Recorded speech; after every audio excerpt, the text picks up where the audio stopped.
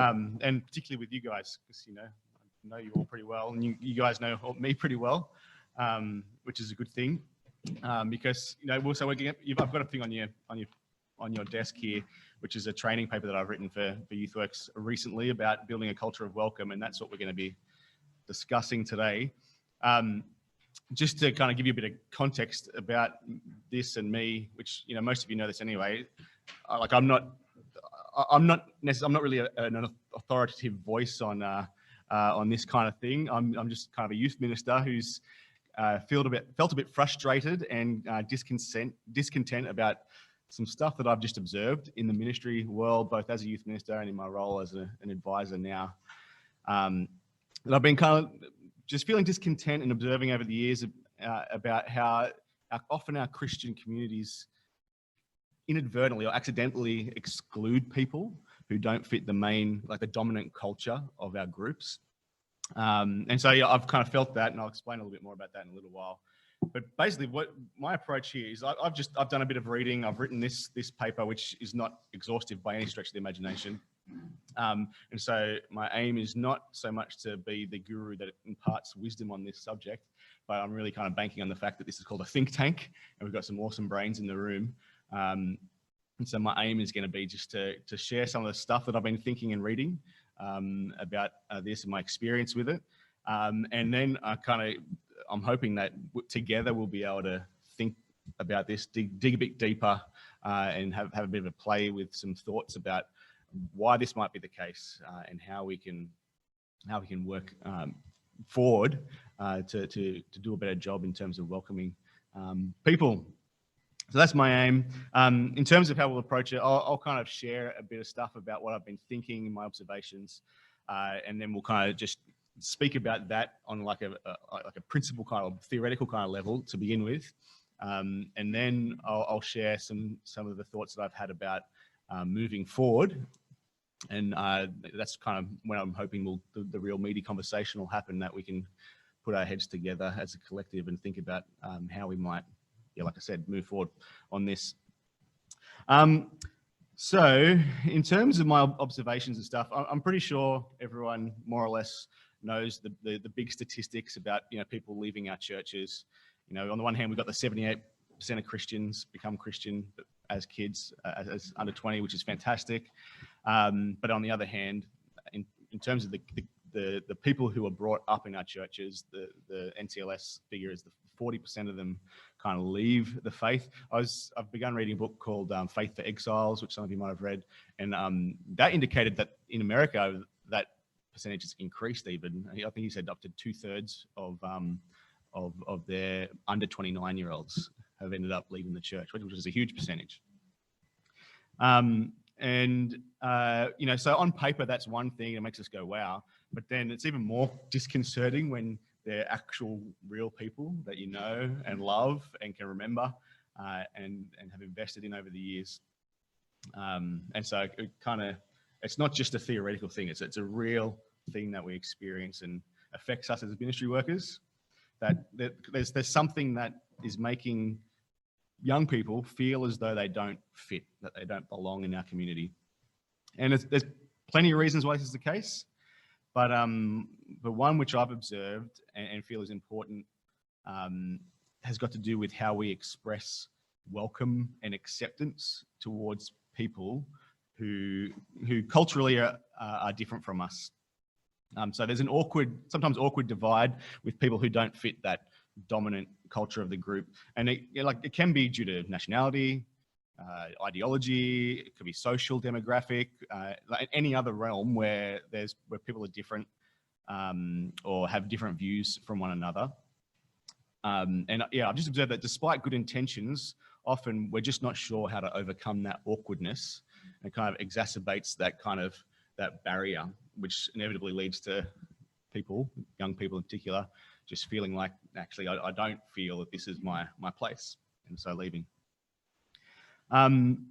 Just in terms of my own personal reflections and kind of struggle with this issue, I really first kind of pinpointed that I was discontent with this back in 2013, when it was my first year at Moore College, and in one of the classes, we went and we split up into 3 different groups. One was the youth ministry subject that Graham Stanton ran, and I think maybe 6 people went to that. There was another subject, I can't remember, I don't think anyone went to it, but largely everyone went to this one that I went to, which was about ministry, a blue-collar ministry. And so I went to this workshop, and I didn't like it. And it wasn't so much the content, it was just that I had this really weird relationship with what was going on in the room. But what the workshop helped me to understand was the frustration that I've been feeling for a number of years, but couldn't put my finger on what it was.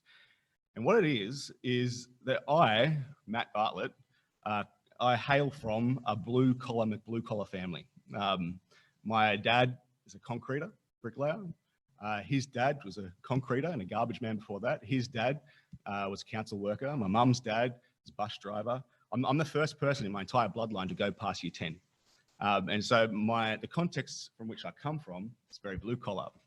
Here I am in a job that's not blue collar really, it's a white collar. In fact, I've got a little white collar, you know. But I just kind of had this frustration where, because of who I've become, I didn't really fit very much in the footy head concreter blue collar world, but I also didn't really feel as though I belonged in the kind of academic white collar world either. And I didn't understand this about myself until that workshop, which was, so although I really didn't like the workshop very much, I benefited greatly from it. But then that kind of opened my eyes a bit. And then in my ministry at Shell Harbour, one of the things that happened over the time when I was youth minister there is an Anglican college was established in Shell Harbour as well. Great school, I love it. My wife worked there. By the way, hi wife, she's online now. Hi, Jen. So I really love this school, but one of the things that happened as a result of it, largely the kids in our youth group, the families of our churches, the solid families of our churches, all sent their kids to the Anglican college. It's great, some real great benefits, particularly in terms of leadership development. These kids were really well trained and intentional about ministry. But one of the kind of the side effects about that was that, so our church is in a place where, on the one hand, we have kind of that middle class, kind of fair bit of money kind of people, but on the other hand, we have very low socioeconomic, like right next door to our church. And so when the community kids from Marilla High School or Mount Warrigal or Oak Flats or whatever would come into our youth group, which was 80% Anglican college kids, there was just this awkwardness. And it was, on one level, it was okay because the Anglican college kids, they were mature, they were intentional, they were missional thinking, they really wanted to love these guys, but there was an awkwardness that came about. They didn't know how to deal with the fact that they would go and smoke in the toilets, or that they would, drop the F-bomb, or they would just have this different way of interacting with each other and processing the world. That led to this kind of awkwardness, which meant that these community kids, they didn't, over an extended period of time, like they put their faith in Jesus, some of them, if they stuck around for more than a few weeks. But then when they still had their baggage in 6 months, 12 months time, when they hadn't kind of conformed to the Christian school cultural Christian, there was an awkwardness about it. When they didn't become that clean-cut, straight 180 kid. The kids from our church didn't know how to do that, how to get over that awkwardness and how to accept them despite what they saw were issues in their life. So that's just a bit of insight into kind of my reflection from experience. My particular discomfort has come from the awkwardness between kind of the different social divides, but there are tons of other areas, social divides between people that this kind of works through, like race. Racism is still an issue. Sexuality is a big one in our world. Ability or disability and how we interact with people with disabilities, gender to some extent, and you might be able to think of a bunch of others as well. So this awkwardness exists, and it kind of led me to writing this training paper for YouthWorks. And so kind of what my aim is, I'll kind of talk through some of the stuff in here. And then, like I said before, my hope is that we can dig a little bit deeper and explore it with the collective kind of brains trusts. With the people on Zoom, I'll probably largely ignore you, but if you have any questions or things along the way, feel free to put them in, and Mike Dicker will read them and interact with us, get your voice into the conversation. So yeah, I can see he's actually reading them now, so that's good. All right, where are we at to? So first of all, this paper, which you've all got there, sorry you had to fold it yourself. Just ran out of time to do that. Yes, right. It's called Building a Culture of Welcome. And so firstly, I just want to clarify what I mean by welcome, because I think that language can be a bit misunderstood, at least the part of it that I'm getting at. So when we hear welcoming, generally I think our brains go straight to, being welcoming when someone comes to church, like saying hi, being nice, being hospitable, that kind of thing, which is part of it, but it's just one part. This paper isn't just about welcoming strategies, though having one would be good in our churches. But welcome is I think is a bigger thing than that, and it's a much more ongoing thing than just welcoming someone who's new to your community. I think it's an issue of intentionally affirming one's belonging within the community always. So if you open the paper on page 5 there, just in the middle, there's like in bold, it said the true welcome is extended to all attendees for as long as they continue in the community. It intentionally affirms that despite any perceived difference or difficulty, the person is a welcome member of the community through the blood of Christ.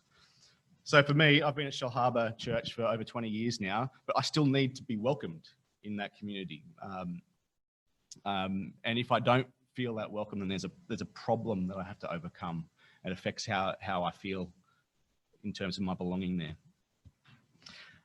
So what I'm getting at with this issue of welcoming is that many people, and particularly young people, is that there's something frustrating them in establishing that sense of belonging in the community of God's people.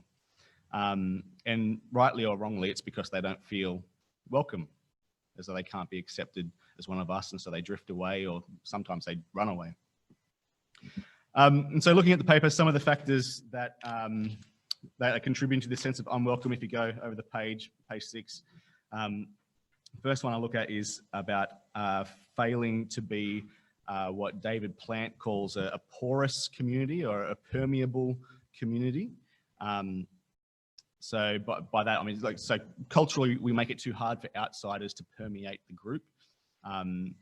So if you think of our church community like a sponge that welcomes people into it, allows them to permeate to the core, no matter what part of the faith journey they're on, as opposed to, say, like a staunch, unwelcoming kind of rock that doesn't let much into it. And so David Plant says that churches often fail to be this kind of permeable community. And then, so David Kinnaman, who wrote You Lost Me, that book from a few years back, he suggests that a part of this is because of 6 factors. I've written the 6 factors there about how young people view the church. So they view it as overprotective and pessimistic about creative expression in particular. They see it as shallow in connecting faith to real life. They see church as anti-science in rejecting the values connected with science. They see it as repressive, particularly in regard to sexuality. And they see it as exclusive, which is at odds with their perception of open-mindedness and tolerance. And that's really kind of the one that I feel is speaking into this particular issue. And the last one that he suggests is that they think the church is doubtless, in that the church doesn't allow expression of doubt. And incidentally, we have another training paper from YouthWorks on that very issue. That's a bit of a plug. You're going to end up with 6 training papers. Yeah. So and what he says is that whether these 6 things are actually true about church or not is beside the point, because it's the perception of young people that this is what the church is like. And it's the perception that counts. Other factors the paper looks at, if you turn over a couple pages to page 11. So I interact with Erik Erikson and his psychosocial development, the 8 stages there, which I know a bunch of you have done some thinking about as well.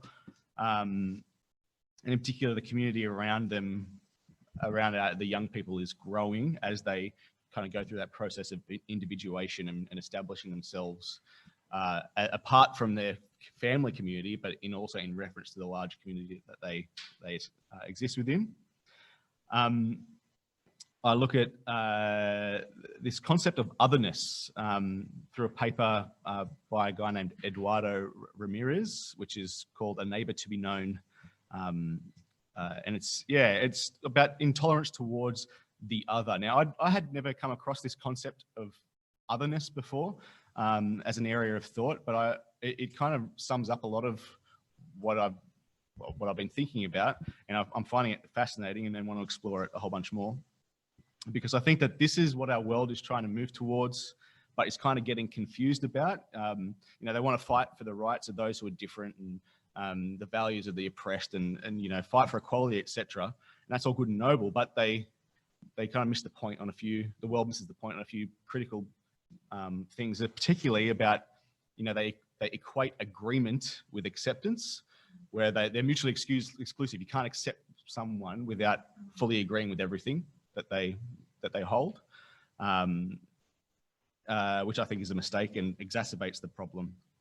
Anyway, in this paper that Ramirez says this, which is not in the training paper, but I think it's quite good. He says, the awareness of otherness is not a search for equality or uniformity that blurs or eliminates all differences. It is the acknowledgement of difference with the desire to relate to another individual. So it's not about making everyone the same and agreeing. It's about how we acknowledge difference with one another and be okay with that and still remain in relationship. And he explores how, in order to do this, we need a strong sense of our own identity.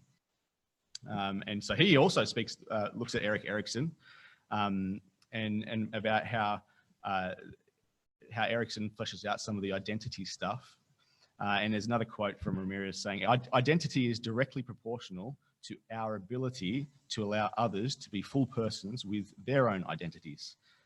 This facilitates one's own healthy identity formation. So basically what it's saying is we establish our own identity in reference to the identity of the other people around us, and the more solid we are in that, the more able we are to embrace others who are different.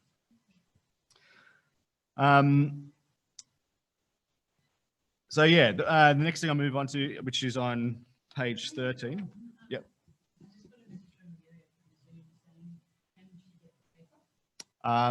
So you can. It might be online now, but even if it was online, you probably wouldn't get it immediately. So it's just been kind of published. It'll be up on. If you go to youthworks.net, if I go to the MST tab, and it says training papers. In the next week or so, at the very least, it'll be available through that. Yeah, I don't think it's currently available through that means though.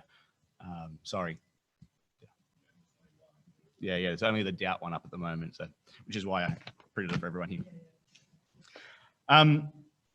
So yeah, the next thing was tribalism on page 13, kind of interacting with David Plant again. So, I mean, and we all know this, we tend to gravitate towards people who are the same.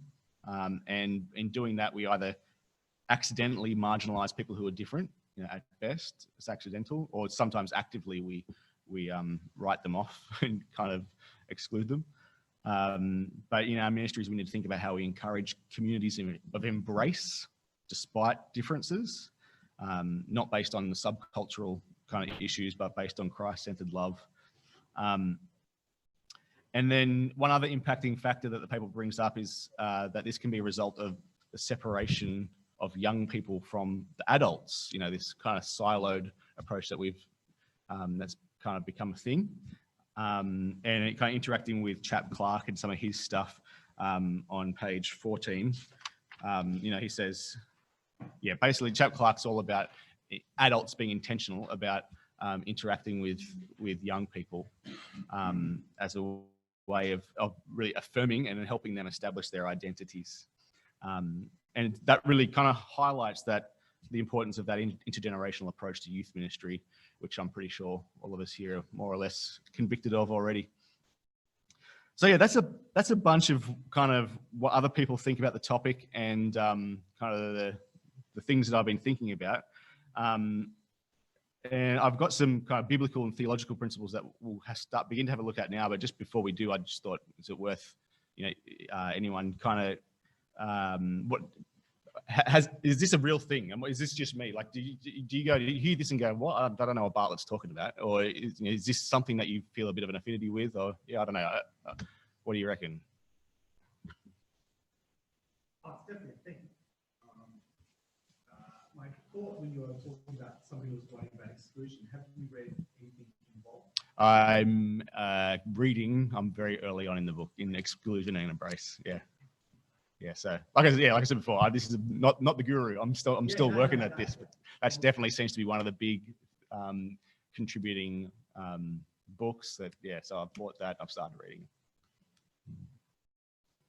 I have a question about the definition. You've got the welcome to extended to all attendees for as long as they continue in the community. Who's responsible for that welcome? Just repeat the question. And are you also talking about a sense of belonging? Is that different? Or are they one lead to the other?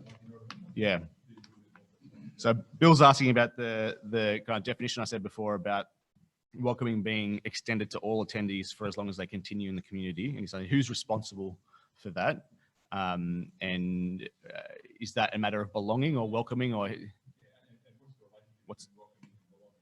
We're talking about a sense of belonging which might be a little bit different to what you might welcome. You might be the doorway to belonging, but it's a different question. Or because I agree, it's definitely a thing. I'm just trying to work out. I mean, I like that definition, but it's assuming you welcome someone welcomes someone. Yeah.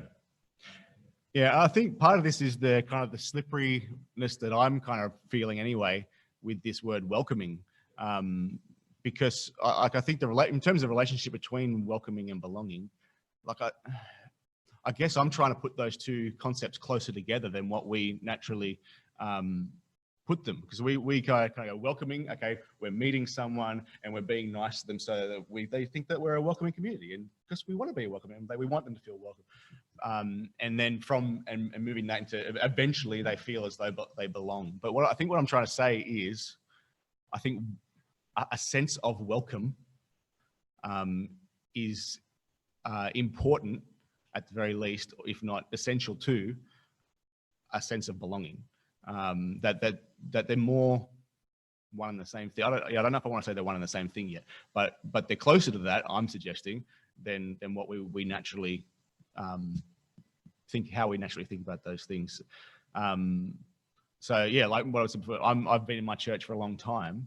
Like no one really has to say, oh, hi, my name is so and so, welcome to our church, when I walk through the door, like they would to a newcomer. However, in the way that they treat me, in the way that they view me, and the way that they include me, communicates to me whether I'm welcome or not in that community, whether or not I belong in that community. In terms of who's responsible for that, yeah, that's a good question.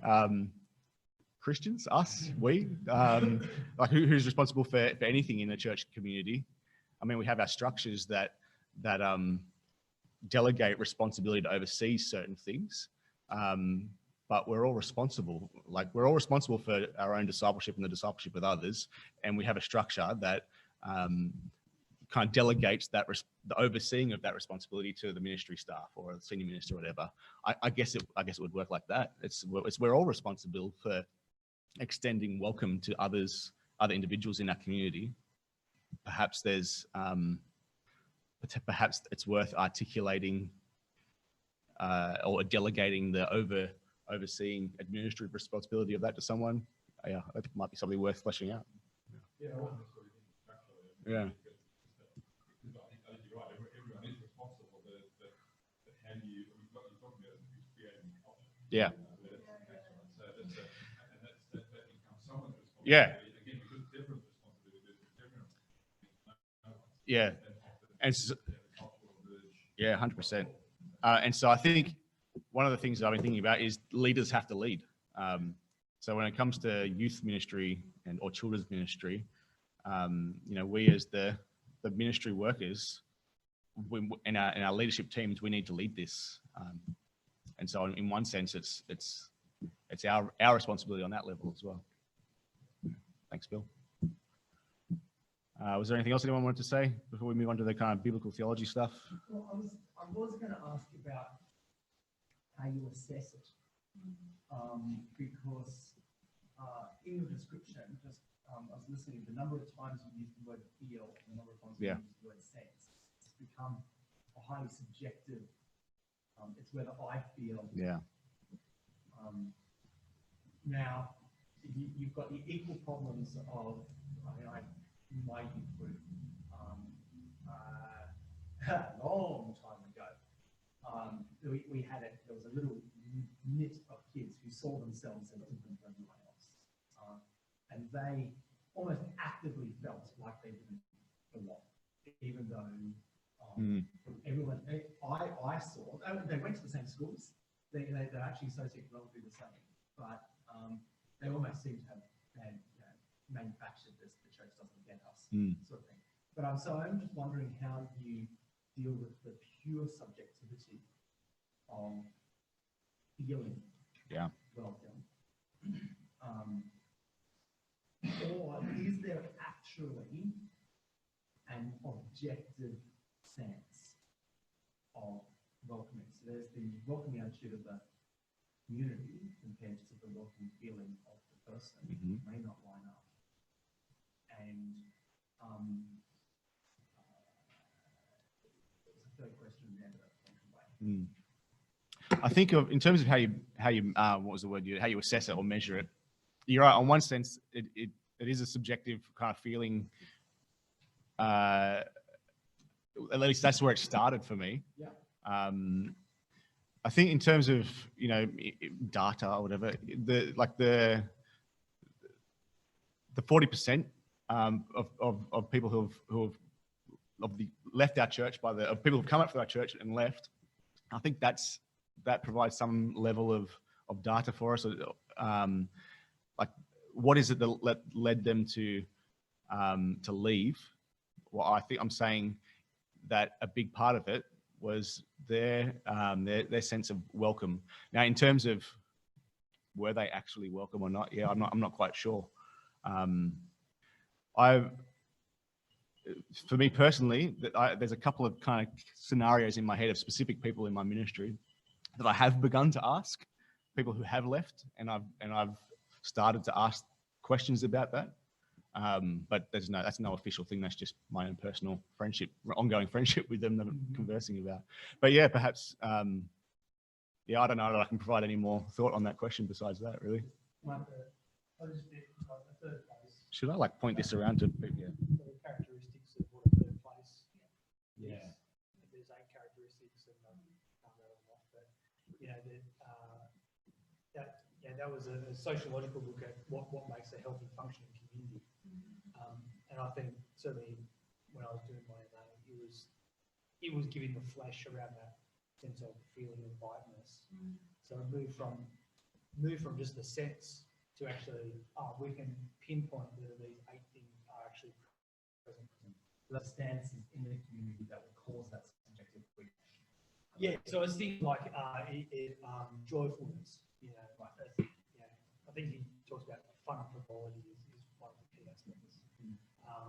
So when I look through Christian lens, I then go passages like be joyful always. There's kinds of things where there's this, even though church can also be a place of lament, there's a certain joyfulness which the hope of the resurrection provides. But, if we are expressing that's one characteristic you can look at.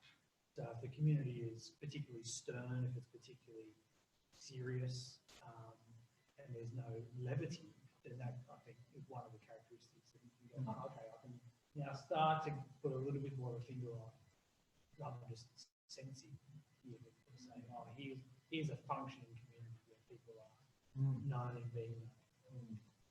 That was my third question, was how much of the expression is cultural? So one action is welcoming in one culture, but it's not welcoming in another culture. And then is there a foundational, other foundational stances that are acultural or is that just a little bit too modernist? But yeah, is there something really foundational there, or is the nature basically what it is? We need to feel like we know we need to be welcoming, and now we need to assess what culturally that means. Or is there? Yeah. Another question I had? Yeah, good question. I'm not quite sure how to answer it, but part of me expects that as I finish Volf, Exclusion and Embrace, that I might have more to say about that. But then again, maybe not. Sorry, people, about how the microphone's not picking up questions, and they're kind of long questions. That is, yeah, Mike's doing his best to keep up with that. But anyway, why don't we move on to the Bible or theological principles now?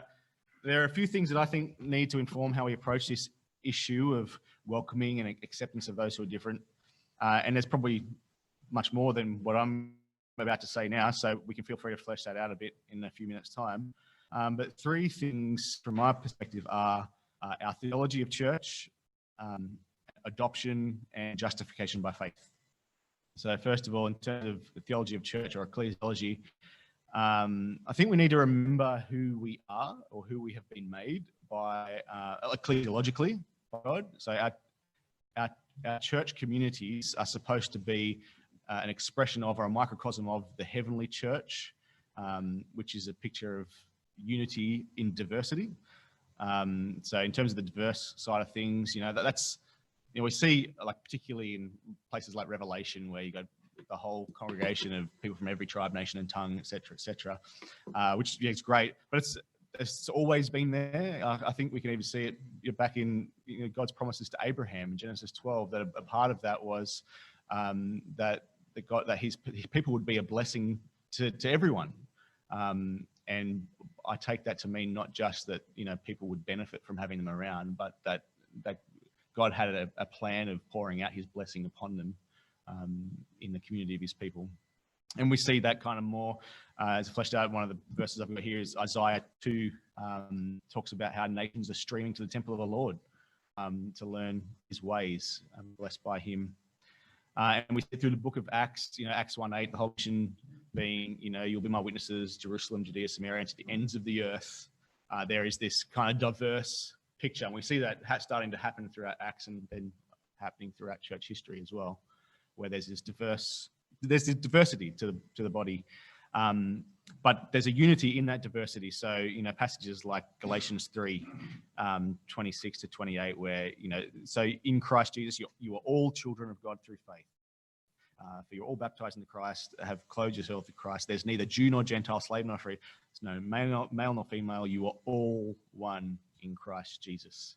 And kind of through the epistles, we see metaphors used that are kind of unity metaphors, unity and diversity metaphors. So like family, the family of God, the household of God, the body of Christ, the building. It's all about having united parts. We see that in Ephesians, particularly in 1 Corinthians as well, where they talk about the one body, many parts kind of stuff.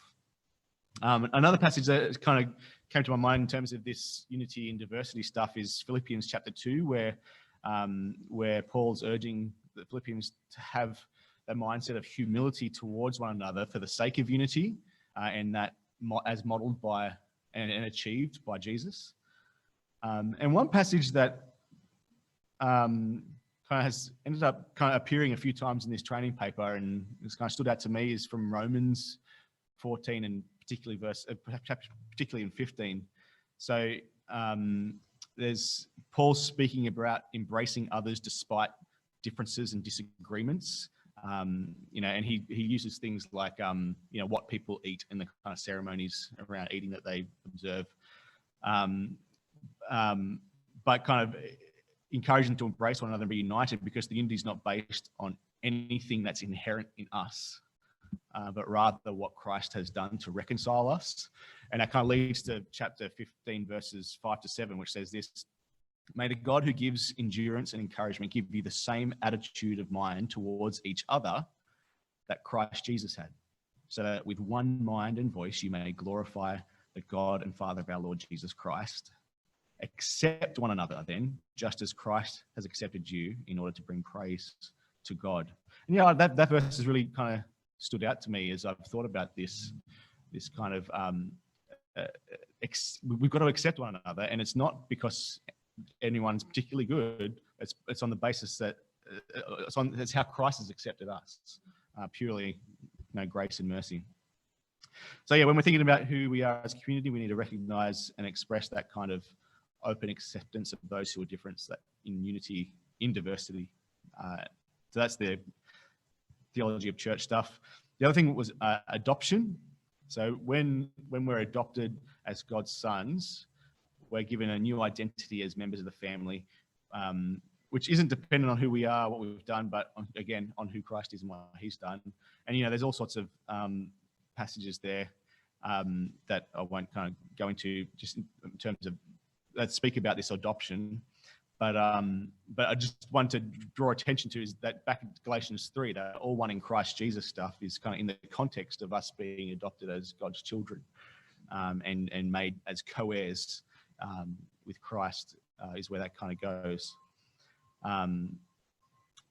So it's not just unity, but unity as those adopted into the family with different people. And just a reflection I had on that adoption stuff was, I don't know your experience with adoption, but as an onlooker to some people, to a bunch of people that I know who have kind of gone through like actual adopting kids in our world. Like as an onlooker, I said, it's never a smooth process. It doesn't just kind of just happen and everything works out fine and peachy. It can be hard and awkward as different entities kind of come together in the same family. But that the relational reality of adoption, it's not nullified by that awkwardness. They're still members of the same family. They're still adopted into the family. And you commit yourself to loving them even though you might be really different. And there might be trials and awkwardness to work through, but you kind of, rather than writing off the relationship just because it's awkward and hard, or just ignoring each other or whatever, you actually work at it, at affirming the bond that's been given. I think that's true of us in terms of the body of Christ as well. And then lastly, justification by faith. So our gospel is that we're saved not because of anything about who we are or what we do. We're saved despite who we are and what we do. Obviously, Ephesians chapter 2 comes to mind on that, which is just that incredible summary of grace, of the gospel of grace and mercy and love and inclusion. But as I've reflected on this passage a little bit, I've began to have suspicion that a part of the issue in this accepting one another and knowing how to overcome the awkwardness, in part becomes about because I'm wondering whether we have an underdeveloped theology of mercy. So we speak a lot about grace and mercy, right? But I think what we mean by grace and mercy is grace. I think we sometimes forget about the mercy side of that equation. And so grace being receiving something good that you don't deserve, and mercy being not receiving something bad that you do deserve. I think we speak a lot about grace, and we're happy to be kind to people even though we know that they're sinful or they don't deserve it or whatever. We find it, well, maybe we don't find it easy, but our focus is on grace. But when it comes to people who actually deserve punishment, who are doing things that we disagree with or are opposed to the Bible or whatever, so I'm thinking of the example in my youth group with the Christian school kids versus the primary school, the public school kids, sorry. And the Christian school kids culturally have got kind of their behavior in order, more aligned with what the Bible, how they see the Bible saying we should behave, whereas the kids from the community don't. Their behavior is sinful, overtly sinful, but the Christian kids don't know how to kind of overcome that. They're happy to show grace and be kind to them, but then when they keep on sinning past that, they're not quite sure how to forgive and let go of that, and extend mercy. So that's kind of like an undeveloped thought that I'm having, that might be worth batting around a little bit later on. But regardless, I think think Jesus sets that example of what it looks like for us, primarily on the cross, but also in his relationship and his teaching in relation to relating with sinners. So, I think of people like the woman at the well in John 4 and Zacchaeus and the other tax collectors and sinners. And I think about the parable of the lost son, where you've got all these people who are sinners, so that they make the wrong decisions, and the culture kind of excludes them because of it, but Jesus embraces them, and he shows them mercy. And although we don't necessarily see this play out, I suspect that in 12 months after those facts, when Zacchaeus kind of in some way reverted to his old ways and struggled a bit, or when the woman at the well kind of went and found a sixth husband, I don't think Jesus would have then gone, oh, okay,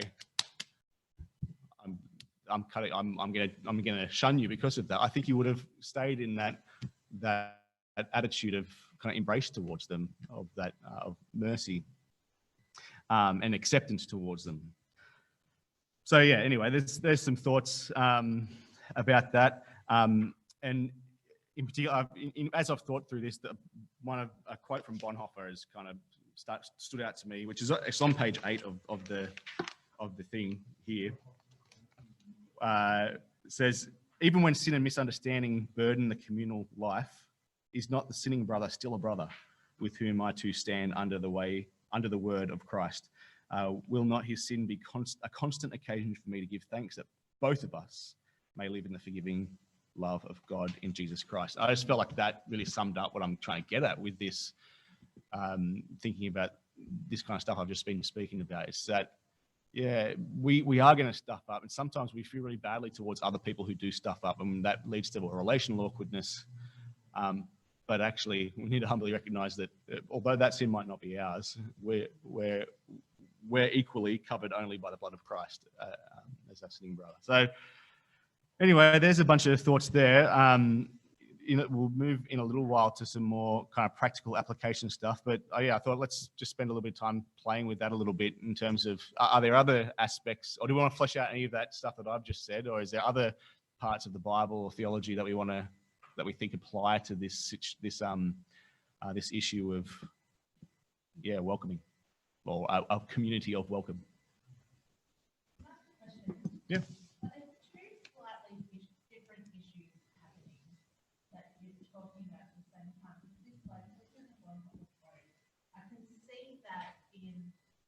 The example you gave at the beginning with kids who come from, not the local Emerson college, they're a little bit rough around the edges, and, those lifelong Christian kids not quite knowing how to deal with that. But that feels like a slightly different issue than trying to work out what welcoming and belonging looks like, where there's differences in, say, race or culture or ability or whatever else. That feels slightly different to me. Mm-hmm. Maybe I'm alone in that question mark. I don't know. Is the solution the same to both of them? Yeah, good question. Does anyone else have thoughts to add to that? What question can I write that out? Yeah. Sure, what I should write down. Sorry. Is Christian otherness different from ethnic, cultural, etc.? Is that what you're asking? Yeah. So my discontent has come largely out of this social thing between kind of, I guess, different stratas of society, maybe. But is that the same as, say, racism or sexism, or I don't know, whatever, enter other ism here? Is it the same answer? It is a cultural other. Yeah. And you're noticing blue collar versus white collar, and the expression of teenage culture that comes out of those looks different. Right on the other extreme, we said in the news recently the whole short school, muck up day stuff, which portrays another whole understanding of what teenage problems, the ultra privilege and the way they therefore view the society around them and the people around them. So yeah, there's definitely cultural elements. But isn't just blue collar versus middle class that's going on in that example, or is it the Christian school I think, are there two things that happen to be dovetailing, that the Christian school self-selects a middle-class culture and also creates and frames a Christian culture in those kids, who are 80% of the youth group, and then the lower class kids are self-selected into the public school, who are also then not being framed in a Christian way. And so there's two levels of otherness simultaneously, and I think they have different impacts. I think you might be right. I mean, my area, as you know,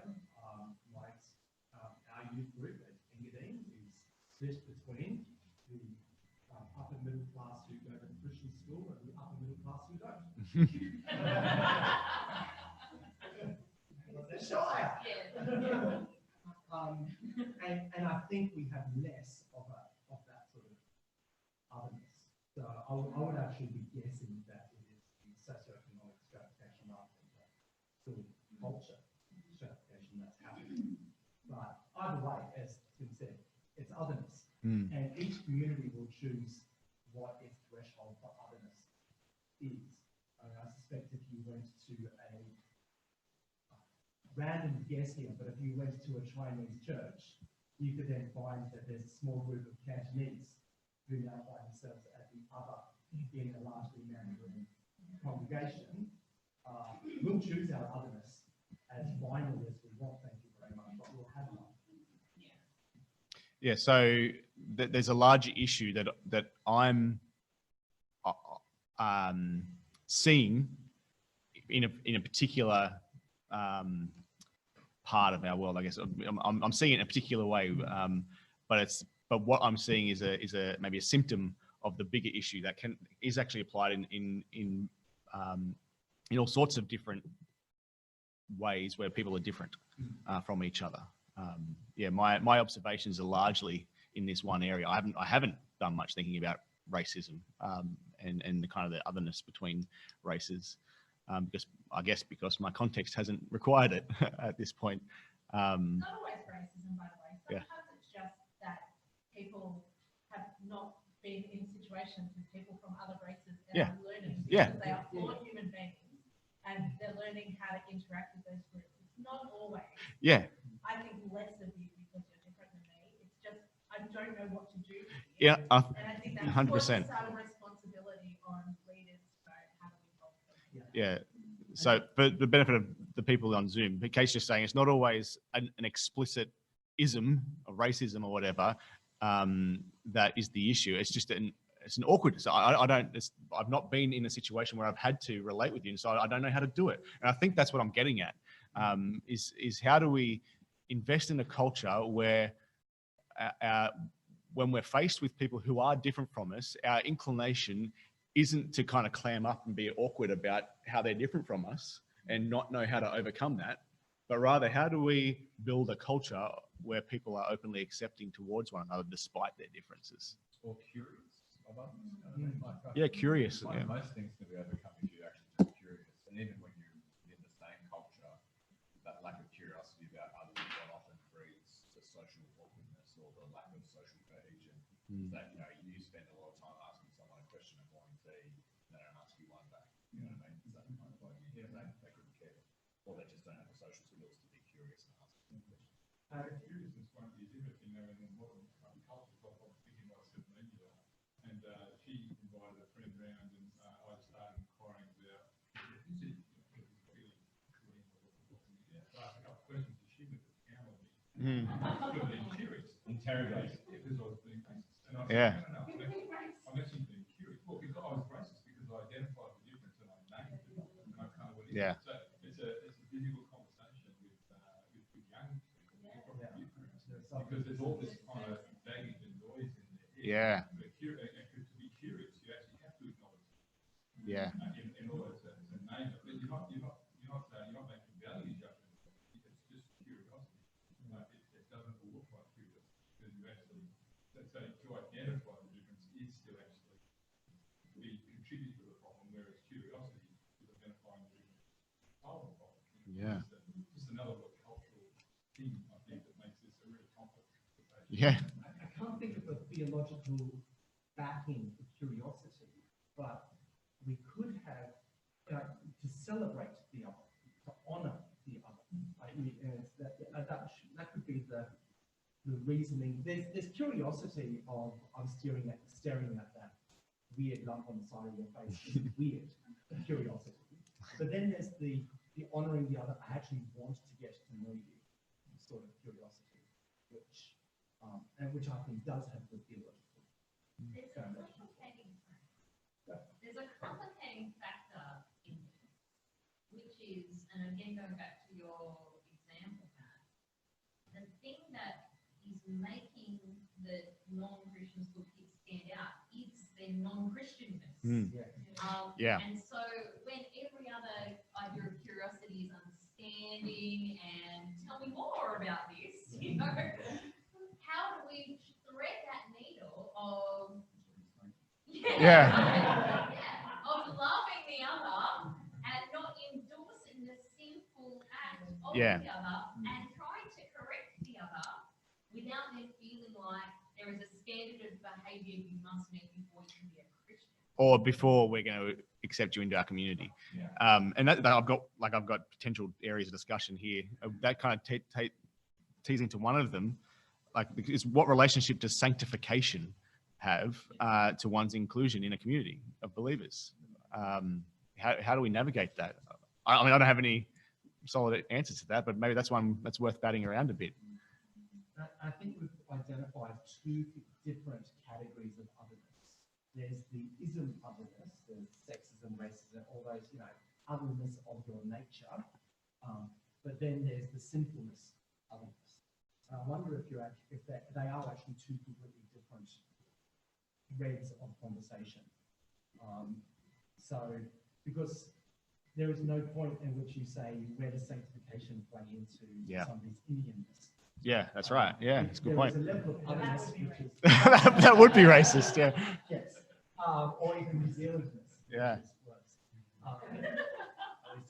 But having said that isn't that, like, if I think about how people view history and kind of missionary stuff, and trying to evangelize, like this is a really crass way of putting it, but I can't think of anything right now on the spot. Like, taking the gospel to the savages or whatever. Yeah. There was a view of that they are something less than me. That that I don't know if they would have ever phrased that in terms of sinfulness, but I suspect they would have, in their heart of hearts, felt something like that. Yeah. I think we've got to be careful that our understanding of sanctification is being shaped more by the gospel than our own inherent classes. Or it's not a cultural thing. Yeah. Sanctification becomes looking more like a Shalaba Anglican college student than looking more like Jesus. And we have difficulty conflating those two. There's all those stories from the pioneers, colonialists of the early Australia, where missionaries go out and they've got their diary entries of Aboriginal people who say they've become Christian, who have recited the gospel, do all those kinds of things, but the minister won't baptise them because they haven't settled down into farming, wearing the same clothes. And it's because they're assuming that European culture is the Christian culture. So therefore, even though you were sent, I can't. And I think that's the danger in every kind of cultural, or a child's faith doesn't look like an adult's faith. They don't ask the same questions, so therefore their faith is genuine as well. But even with, smoking, you're aiming for a teenager because it is a legal age for that to purchase. But like for an adult who's smoking, it's probably more of a wisdom than a sin issue. How does that then play into teenager smoking? Is that the characteristic that we care most about in terms of their sanctification and rather than Christ-likeness, or not? Yeah. Especially if we ignore the acceptable things that middle class people college. Yeah. Acceptable sins, that's right. like their share portfolio. Yeah. I don't know what that is. I didn't grow up in the Shire. No, but Western suburbs, I mean, they're clearly ignoring the material looking about well, focusing on some swear. Like, Yeah, and that's so right. Yeah. I do wonder how much you need to work on in this paper to explicitly separate which parts of these otherness problems do I have are a sanctification issue, and which parts are actually a cultural difference issue, and let's handle them actually fundamentally differently. Yeah. I guess though in the New Testament, the two are intertwined somewhat in that the Jew-Gentile issue is both a theological issue and a cultural, socio-cultural issue. There's the cultural challenge of how these people share fellowship together. There's also a theological issue they have to bash out of between what Gentiles should and shouldn't have to do. Yeah. So yes, they're distinct categories in theory, but in practice they. But wasn't that theological argument actually about pulling apart the cultural and the sanctification? At which point they said these cultural things are actually just cultural. Wasn't that the theological argument of Acts 15, in which they said these things that you thought, circumcision, which you thought was theological, is actually cultural. And so you cannot, it's not the issue for the gospel. So isn't Acts 15 actually trying to unpick that distinction? I guess the problem is bigger than Acts 15 though, isn't it? Oh, yeah. I mean, I just want to say, the kingdom of God is, in and of itself, a cultural, but we never are. Yeah. And so, Yeah. its cultural expression, is, and we can see from the overall history of the Roman Church, that there are many, many cultural forms of Christianity rather than relationship with Jesus. But we can never escape culture as well. Yeah. So We are from one of those tribes, nations, and tongues. Yeah.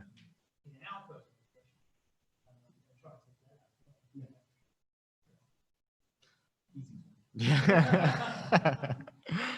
Yeah. They're all really interesting stuff. I think probably what we'll do now is move on to some of the We want answers. answers might be putting it a bit hard, but some suggestions at least about how we can move forward in this. Firstly, there's a few things that I have kind of brought up in this paper, but as I've thought more, there's a couple of other things I want to add on the end as well, not what to more kind of raise as questions for us to think about.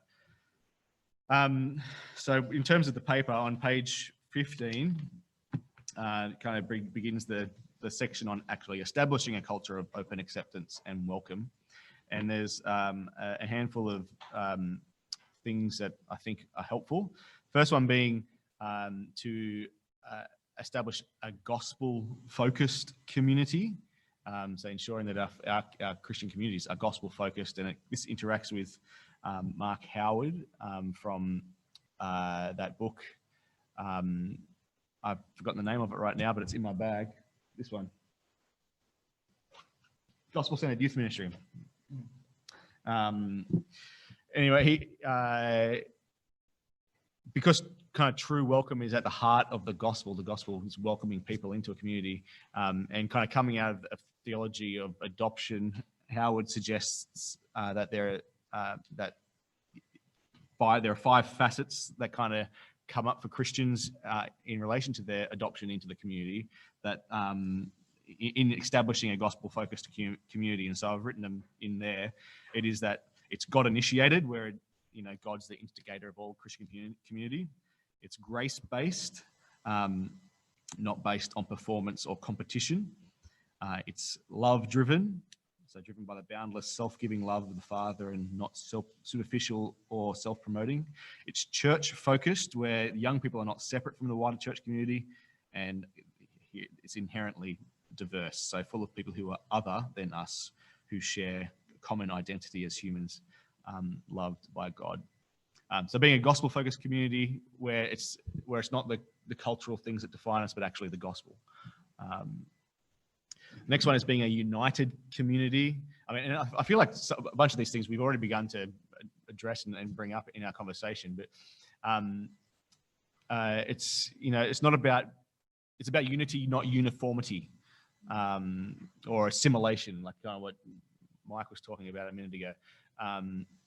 There's a quote at the bottom of page 15 from Eduardo Ramirez, where he says, when unity is based on uniformity or conformity, the possibility of embracing otherness and identity is reduced to a minimum, because such uniformity nullifies differentiation, the separating and binding pattern of interdependence, which I thought that's a really interesting quote. That puts it well, that if we're all the same, then there's no kind of real identity development that's going on. And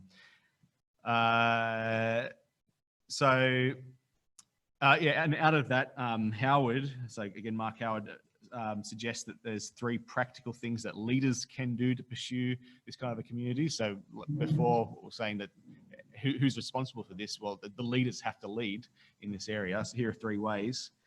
He's applying it to youth ministry, that youth leaders can do it. So that they're aware of the cultural trends that dominate the group.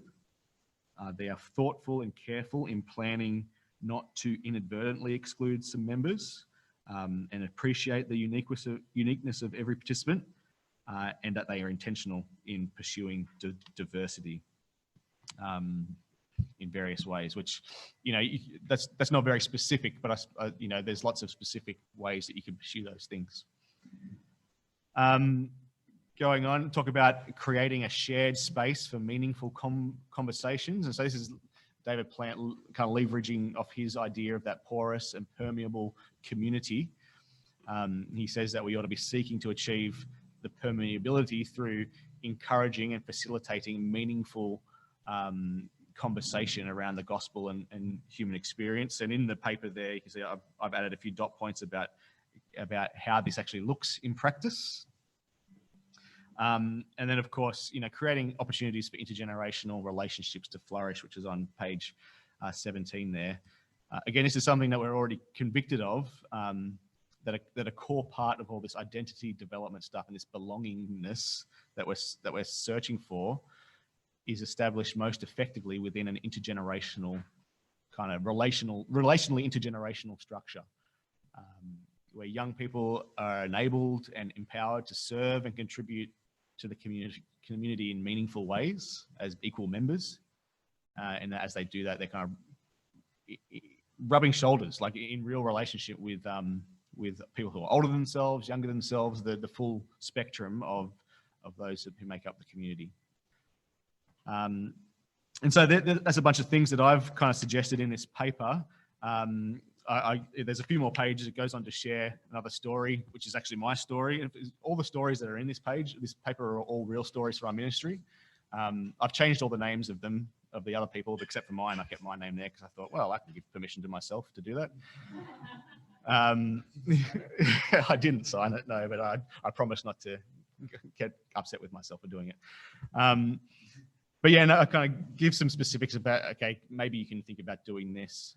But yeah, like I keep saying, I'm keen for us to keep putting our heads together to flesh out some of the ways that we can apply this and play out a theology in practice in this area. And I'm happy for this to go in kind of whatever direction we want to take it in terms of trying to think through some application, but just to suggest some other areas that, as I've spoken to some people along the way, and kind of Ruth being one of them actually, some areas that seem kind of, important. One of the things that I've read but haven't done a huge amount of thinking about is mission as an opportunity to invest in developing this kind of open acceptance towards the other. So as people who are different from one another work together on a common goal, common purpose of mission. So that's one area. Another one is disability, which is a pretty significant difference that often leads to an amount of awkwardness and not knowing how to embrace the other. So that's an area that might be worth exploring. But there's others. Some of the isms that we've spoken about already. I want to do some good thinking about moving forward, and over to you guys to suggest how we might do that.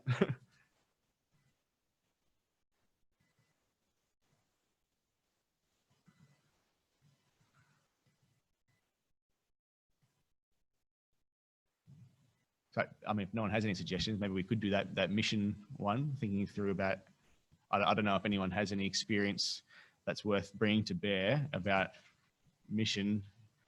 You know, Mike and I, you know, CMS stuff is all about mission, right? And so I don't know if you in particular have done any thinking about what mission achieves in terms of uniting people. But if you have any thoughts about it, it'd be interesting to hear. I'm just interested in a little paper in Mark Clark at the top of page 18, where he talks about what about the bottom of 17, relational connecting on its own is not enough because it's someone who's welcome, but it's our idea of contributing purpose. Yeah.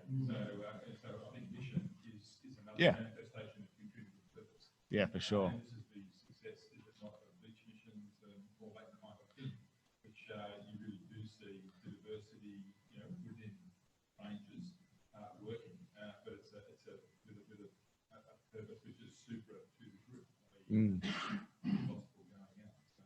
Yeah, definitely. And in the that next little bit about Matt's story there, that's my experience. So I was thinking about this. I didn't actually have many cultural divides to overcome in coming into my church. So I wasn't a Christian, but I believed in Jesus. Like, I believed there was a God. So, you know, I was already kind of positively inclined towards that. But in every other aspect, I was more or less the same as everyone else in my youth community that I entered into. And I was feeling a discontent in my other communities. Like, so I didn't feel like I belonged anywhere at school. I was looking for somewhere to belong. I was inclined towards, you know, a Christian-y kind of thing. And then I find myself in a church community where I just went all in. But a big part of that, of establishing of making me feel as though I was welcome there, establishing my belonging, my identity as a member of that community and as a follower of Christ, was the fact that was that contributing purpose stuff that I was in. I started coming as a 14-year-old. As a 15, 16-year-old, I was teaching Sunday school and playing in the band and doing all sorts of things alongside all sorts of people that were meaningful and in relationship with intergenerationally. So yeah, I think you're right, Bill, that contributing purpose stuff is really important. I think that actually calls for it, which is find opportunities to serve. Yeah, Mhm. that's what I'm. I think the key has, Yeah, okay. yeah, Yeah, good point.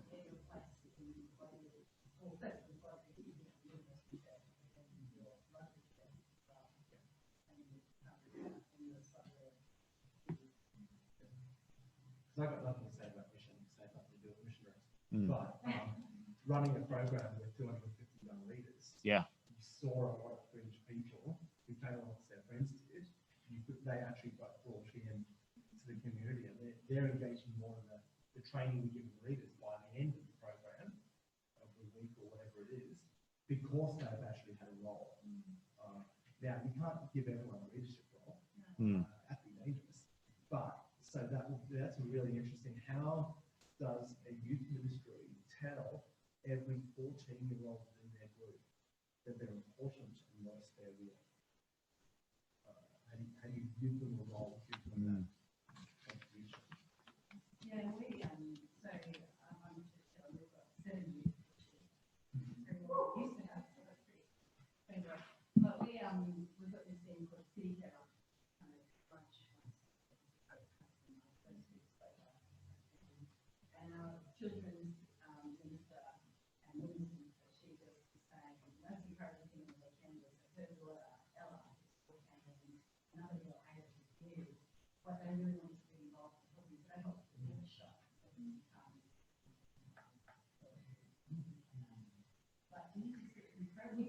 nothing was planned. I mean, parents have to go there and but she said it's just incredible to watch them find their place. And often with the kids in school, but yeah, it's thinking, isn't it? And our kids like it.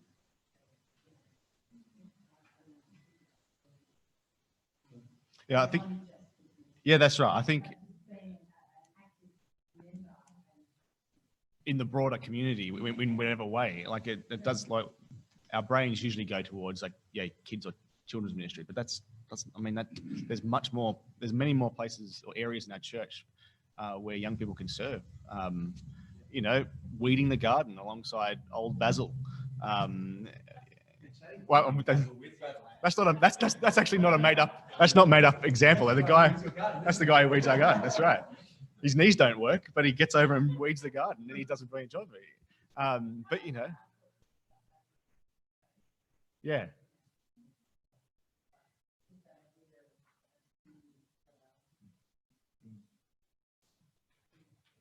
Mm.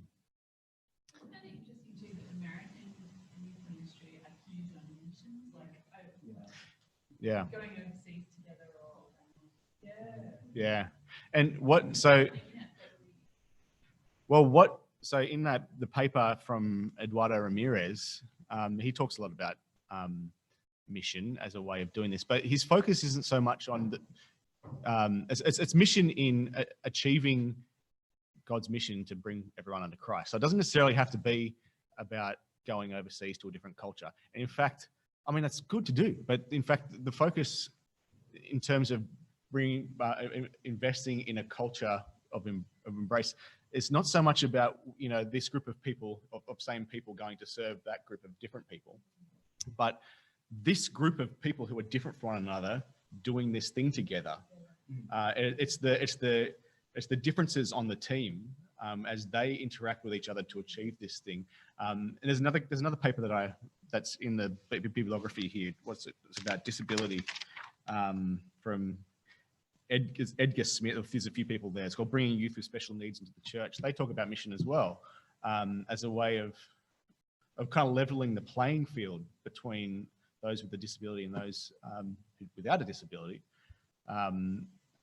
That, you know, being able to contribute to this thing together and achieve God's mission actually achieves something really significant. And it's more about what it achieves for the people in the team together than it is what it achieves for these people that we're ministering to in Fiji or Africa or whatever it is that you're going. In fact, there is a lot of writing about the damage done by those short-term American model short-term mission. As I say, that's not going to do that. But also, what if you're not Christian? Well, that's it. Like, Yeah. there is a non-Christian person in your. Yeah, good question. So Banksy had a good question on here, which was, if you serve, then you're building into the culture, not just sitting alongside it. So once you give people a role in the community, they're now actually participating in shaping that. Yeah, they've got a stake in the community. Yeah, but maybe shaping it for, you know, if they're not Christian or coming from a Christian perspective. So, okay, yeah. Like, because you're trying to give everyone a role. So if you're giving non-Christian kids a role to help them belong, then what role can you give that, in some sense, doesn't So divert the purpose of the group? that's a good question. What do we think about that?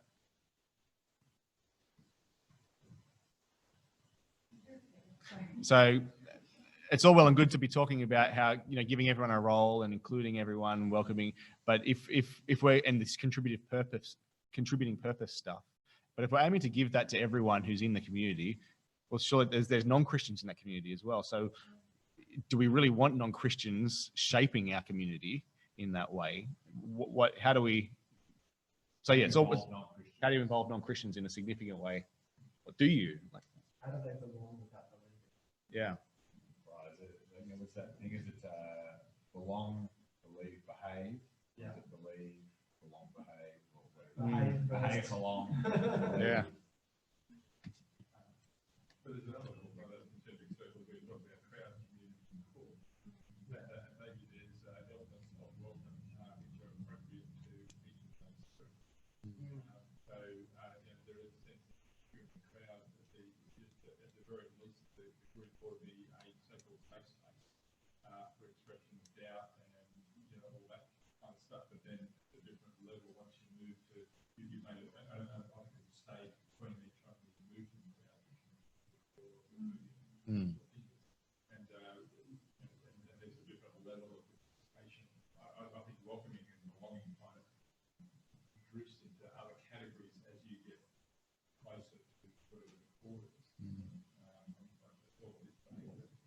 I think you can differentiate the kind of the welcome. So you might have a small W welcome, big crowd, big that also helps you locate sanctification.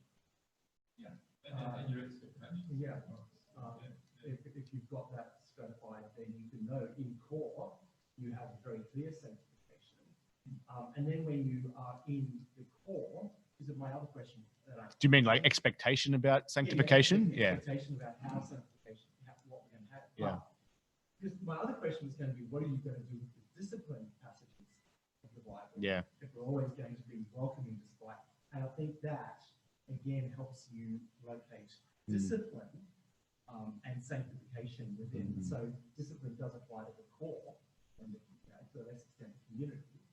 But if someone who claims to be core is unrepentantly sinful, that's when you get to say, well, you're not core. Because, And you're excluding them. You're not being welcomed at all. But, yeah, so it is, Yeah. I think that really helps. Which is back to the current before we can, maybe you know, you're being curious. The modern cultural assumption, which is because everything is morally useful in itself, it's therefore we can be just genuinely curious about everything. Yeah. But there are going to be particular behaviours and other things that we want to make call for. The whole gender and sexuality conversations where we're going to say, actually, no, we can give you this and so, and kind of following some I'm a little bit curious about those kind of instances where Jesus, so for instance, in speaking parables, deliberately does that to exclude people, and actually does it as a way of judgment, testing people's willingness to be involved in the kingdom. So, whoever has will be given more, and whoever does not have, even what they have will be taken from them. And I'll speak in parables so that they won't hear and won't see. With the measure you use, it'll be measured back to you. So that kind of idea that if you're willing to put in the effort to understand these parables, that demonstrates something of your heart that wants to be in the kingdom and wants to hang off the words of Jesus. But if you can't be bothered because the parable sounds too confusing and too hard, then you're outside the kingdom. And there's a form of and I wonder that, if I'm not saying that we have to give a riddle to every person that comes to us. if they're willing to work hard and work it out, you're in. But there is certainly that idea that not everyone in the kingdom or who comes to our youth group actually wants to be there or is worthy to be welcomed in or initiated in that. I don't know how you do that clever Jesus test to work it out. But the reality is that eventually people will sort themselves out and be self-selecting at some point. If you proclaim the gospel, that will do it for it. Well, that will sort out people for sure. Yeah.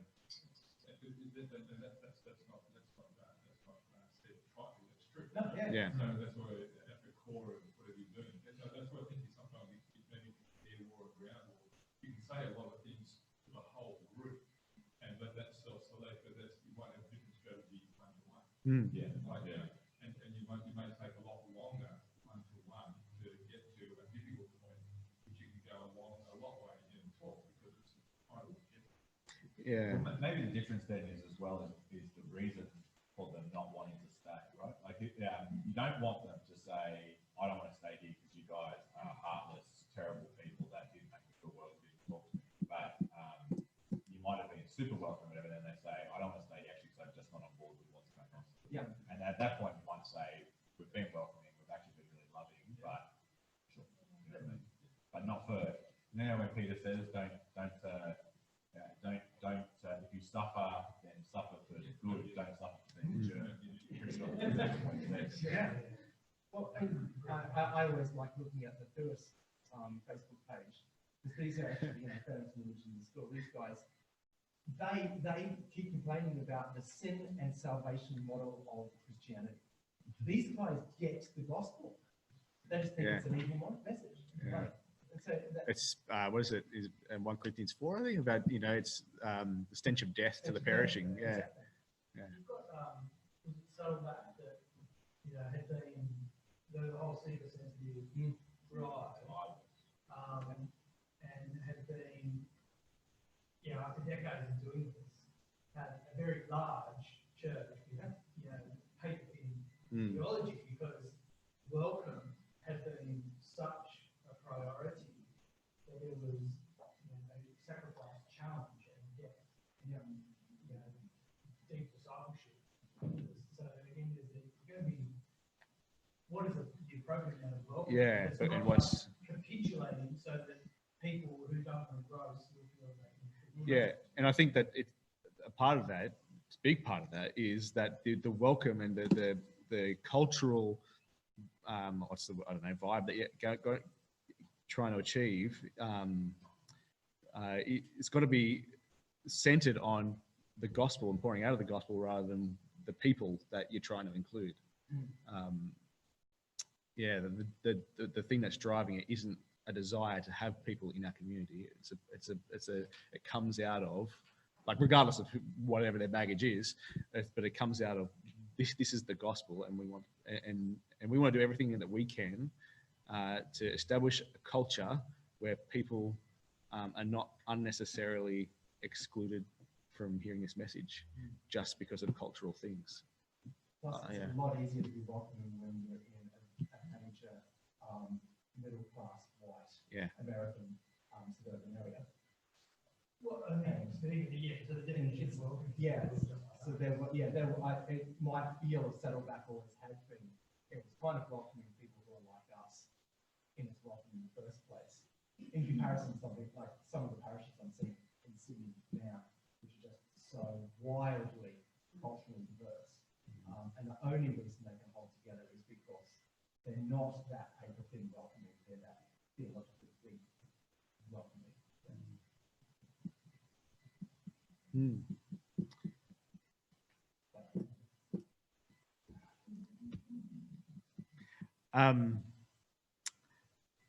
By my count, we have like 5 minutes to go. I don't know, Ruth, should we kind of pull up stumps there, or should we talk about something else? Or?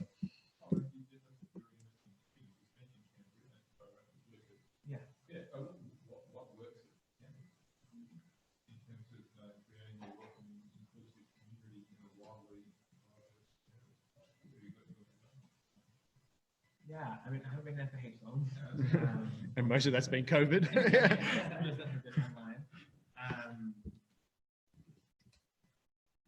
Yeah, I mean, I think one of the things I was just thinking about is like the clarity around the end goal is really helpful.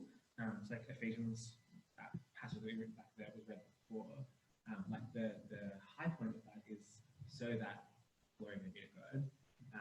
And that like clarity around endpoint, I think, is really helpful in thinking about how we do stuff together.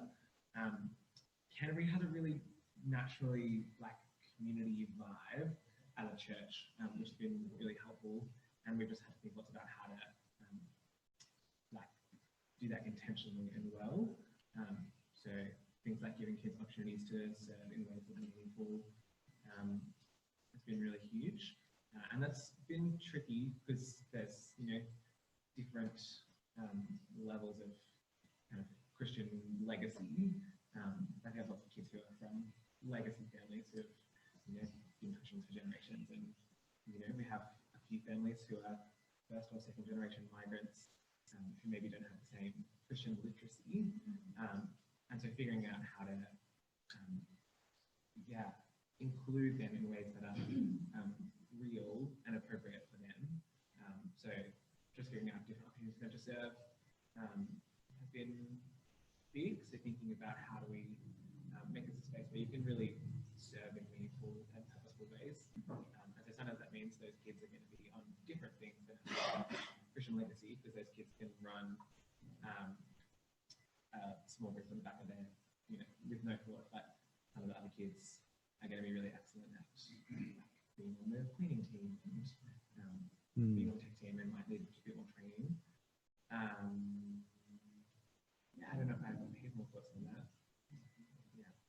It's not some group of things you need to welcome Mm. like that. Someone who is that able to do the social glue between disparate groups. Yeah. I think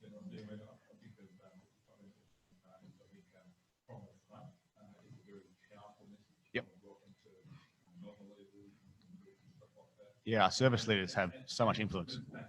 And Mm.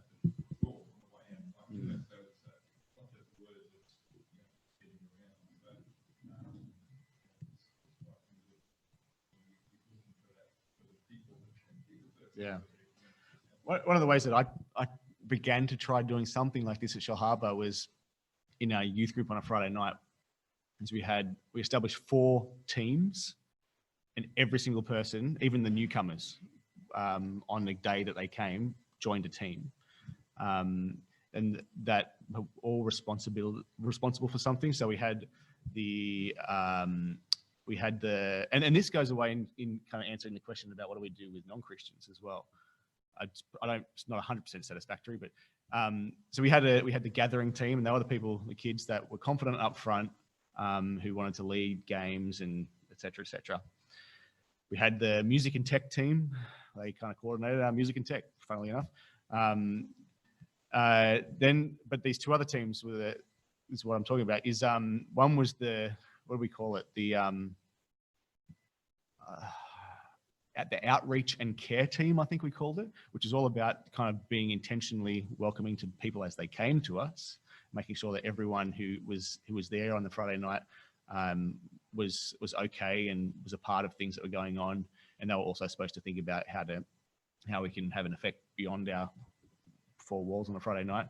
And then there was the muscle team. They just did the menial tasks. They set up tables and packed away chairs and served supper. It's a great name for it. Yeah, Muscle. Join that. Yeah, that's exactly. Yeah, I'm in the muscle team. That's right. Better than care. Yeah, that's right. Yeah.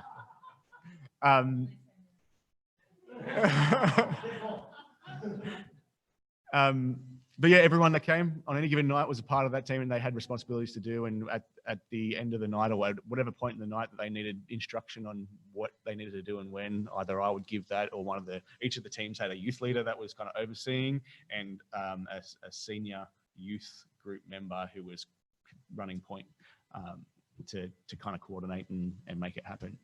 So I mean, maybe that's. I don't. Yeah, there was lots of flaws to my plan, how that all worked out. But it's that's right. Yeah. And the other thing is there's something about having a label on that actually empowers you to do the task. Yeah. To say everyone be agreed is different. Yeah. I'm Bill. Yeah. Yeah, I've got to do something about it. And it provides that contributive purpose. It provides that I'm here to do something. I'm responsible. I'm needed. I get to contribute. That's what I was aiming for. Mm.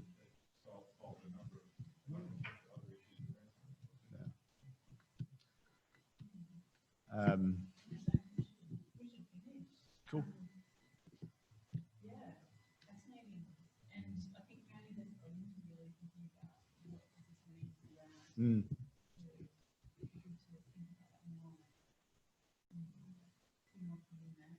Yeah, eventually. Yeah. Thanks